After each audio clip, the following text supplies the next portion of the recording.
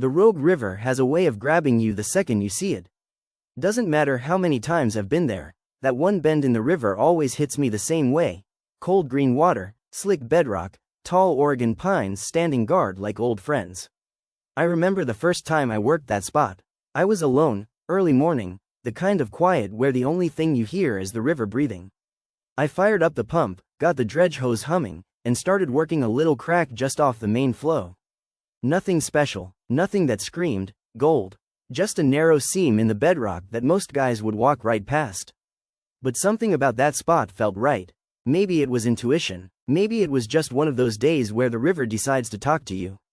Hour after hour I sucked up gravel, clay chunks, black sand, the usual soup. I was just about ready to call it and move downstream when the nozzle rattled. Hard, like it grabbed something heavy, real heavy. I shut everything off and panned it out right there on the bank.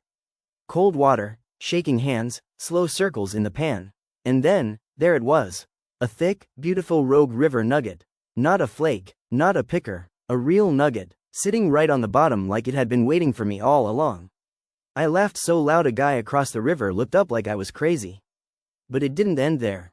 The next pan? Another piece, and another. It turned into one of the best cleanups I ever had on the Rogue. And that's why that place matters to me. Not just because of the gold, but because of the moment. Because for one day, everything lined up, the river, the conditions, my instincts, and it reminded me exactly why I love doing this.